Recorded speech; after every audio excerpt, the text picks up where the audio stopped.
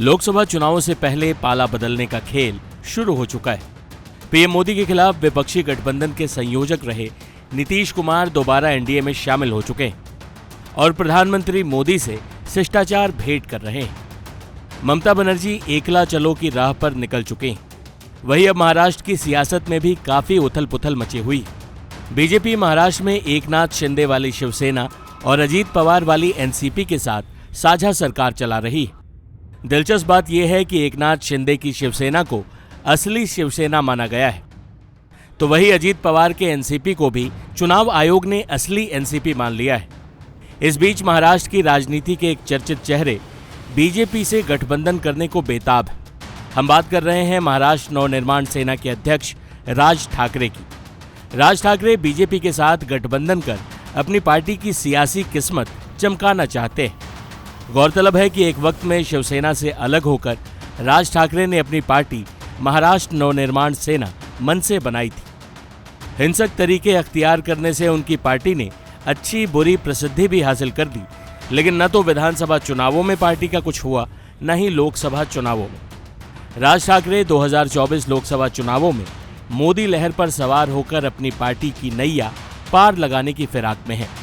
सूत्रों के अनुसार मनसे के नेताओं ने मंगलवार को उप मुख्यमंत्री और बीजेपी नेता देवेंद्र फडणवीस से उनके आवास पर मुलाकात की। इसमें संभावित गठबंधन और सीट बंटवारे पर चर्चा हुई। खबरों के मुताबिक राज ठाकरे ने इसके लिए मनसे नेता बाला नंदगांवकर, संदीप देशपांडे और नितिन सरदेसाई पर बीजेपी से बातचीत कर डील फाइनल करने की जिम्मेदारी सौंपी।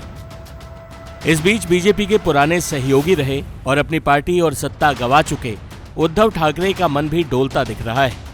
पिछले दिनों एक चुनावी रैली में उद्धव ठाकरे ने कहा था, मैं मोदी जी को बताना चाहता हूं कि हम कभी भी आपके दुश्मन नहीं थे, आज भी हम दुश्मन नहीं, हम आपके साथ थे, शिवसेना आपके साथ थी, लेकिन आपने हमें खुद से दूर कर दिया। हमारा हिंदुत्व और भगवा ध्वज आज भी कायम है, लेकिन आज भाजपा उस भगवा झंडे को फाड़ने की कोशिश कर रही है।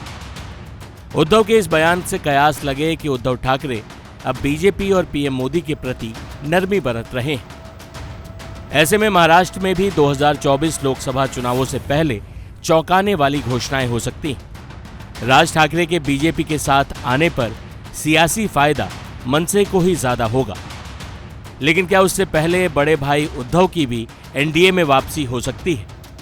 और अगर ऐसा होता है तो क्या यह एकनाथ शिंदे और राज ठाकरे को मंजूर होगा?